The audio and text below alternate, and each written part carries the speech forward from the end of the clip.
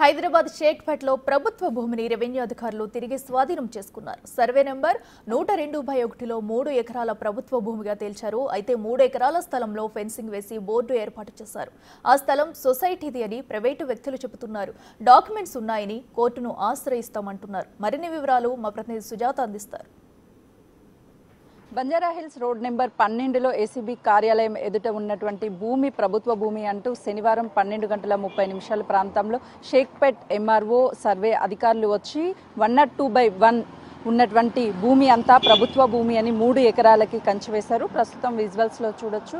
గత కొన్ని సంవత్సరాల నుంచి వివాదాల్లో ఉన్నటువంటి ప్రైవేటు వ్యక్తులు కబ్జా చేసినటువంటి ప్రభుత్వ భూములను కాపాడేందుకు తెలంగాణ రాష్ట్ర ప్రభుత్వం కీలక నిర్ణయం తీసుకుంది. ఇటు ఎక్కడైతే ప్రభుత్వ భూములు ఆక్యుపై ఉన్నాయో వాటన్నిటిని కూడా గుర్తించడం, వాటికి ఫెన్సింగ్ వేస్తున్నారు.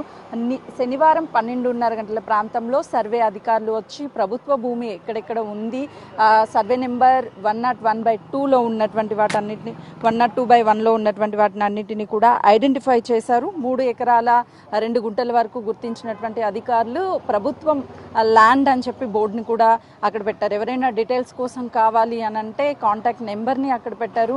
ట్రెస్ పాస్ విల్ బి ప్రొహిబిటెడ్ అని కూడా అక్కడ బోర్డుని ఏర్పాటు చేశారు, నోటీస్ బోర్డు.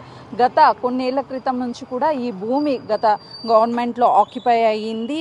ఏళ్ల తరబడి ప్రైవేటు వ్యక్తుల ఆధీనంలో ఉన్నటువంటి ఈ భూమి ఎవరూ పట్టించుకోలేదు. కానీ ఇప్పుడు ఖచ్చితంగా ఎక్కడెక్కడ ఉన్నాయో ఆ భూములన్నింటినీ ఐడెంటిఫై చేయడంతో పాటు వీటన్నిటిని ప్రభుత్వ అవసరాల కోసం స్కూల్స్, హాస్పిటల్స్ వీటిని ఉపయోగించడం కోసం ఉపయోగపడతాయనే అధికారులు ప్రస్తుతానికి ఇలాంటి ప్రాంతాలన్నింటినీ కూడా కబ్జా కొరల నుంచి తిరిగి ప్రభుత్వ స్వాధీనం చేసుకోవడానికి చేస్తుంది. ఈ బంజారాహిల్స్, మాదాపూర్, హైటెక్ సిటీ ఈ ప్రాంతాలలో కోట్లాది రూపాయలు పలుకుతూ ఉంటాయి. గతంలో జరిగినటువంటి ఈ కబ్జాలన్నింటినీ కూడా ప్రస్తుతానికి ప్రభుత్వం స్వాధీనం చేసుకుంటుంది. పార్కు స్థలాలు కావచ్చు, ఇలాంటి ప్రభుత్వానికి సంబంధించినటువంటి స్థలాలు కావచ్చు, ఎక్కడెక్కడ ఉన్నాయని ఐడెంటిఫై చేయడం, వాటిని వెంటనే సర్వే చేయించడం, ఆ తర్వాత స్వాధీనం చేసుకొని బోర్డులు ఏర్పాటు చేస్తున్నారు.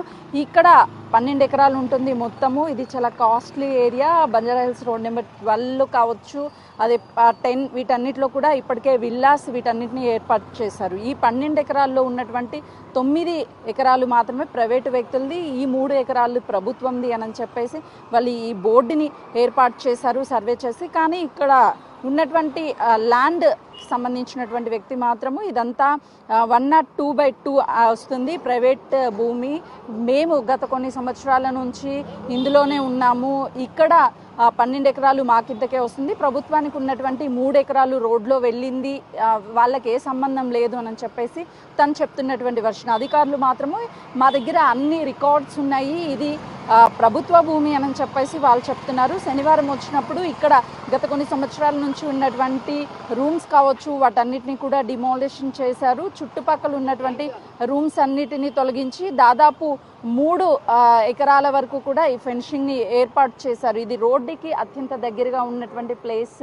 ఈ ప్లేసెస్ కబ్జా కొరల నుంచి బయటికి రప్పించాలి, వీటన్నిటి కూడా ప్రభుత్వం గుర్తించడంతో పాటు వీటిని స్వాధీనం చేసుకుంటున్నామని అధికారులు చెప్తున్నారు. షేక్పేట్ ఎంఆర్ఓ నిన్న ఇక్కడికి వచ్చినప్పుడు కూడా అనితారెడ్డి, ఇది ప్రభుత్వ భూమి, మా దగ్గర అన్ని వివరాలు కూడా ఉన్నాయి, ఎక్కడ ప్రభుత్వ భూమి ఉన్నా మా పరిధిలో ఉన్నటువంటి వాటన్నిటిని కూడా స్వాధీనం చేసుకుంటామని స్పష్టం చేసింది.